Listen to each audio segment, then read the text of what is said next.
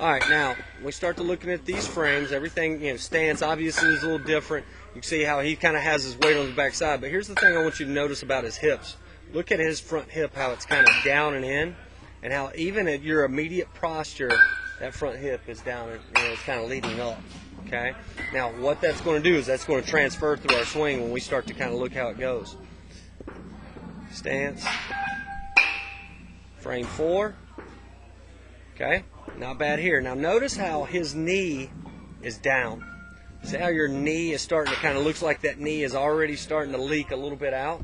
And now what's going to happen with that hip posture and that knee starting to leak out is what? It's going to keep going. It's going to start to spin. Okay. So now let's bump you up a couple frames. Boom, boom, boom. You can see how he gets that knee down. We get the heel plant.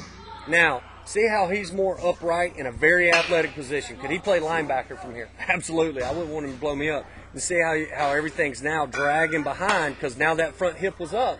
Body can't go forward. It doesn't have anywhere to go because that hip has already told me, hey, you can't go forward. Now you have to work down.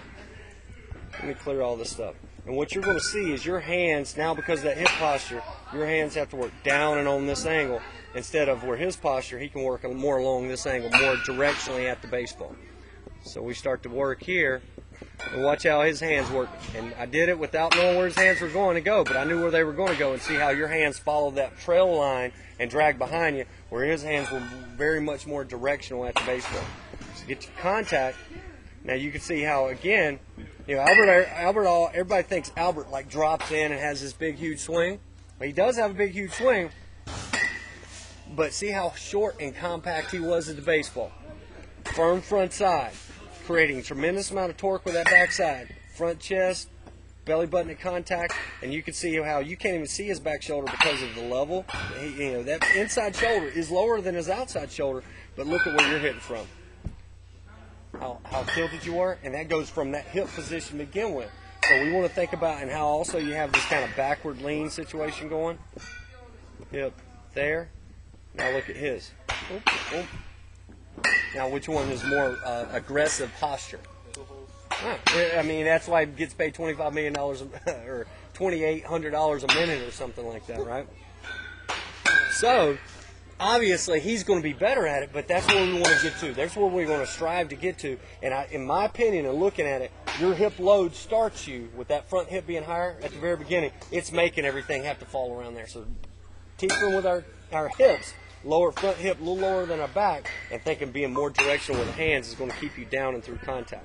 Now let's clear some things and let's see what happens after contact. We start to roll through it. Now you can see how you're kind of just sweeping out of the zone, and see how where Pujols, everything is boom through contact, and how everything you had was boom out of the zone. Okay. Now last thing I want to look at is watch. We're going to go through this in slow motion.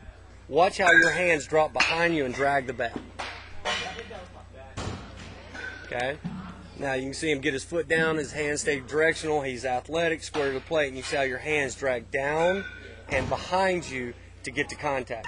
And the last thing here is at contact, notice where you're hitting contact, how close you're here, okay, with the shoulders. Now imagine if you were upright in a more power position, you could probably hit that ball there, all right. That little bit of difference is extension. Extension is leverage, leverage is power. Understood? If I'm hitting with a shorter lever arm, I have less leverage, less extension, less power. Understood?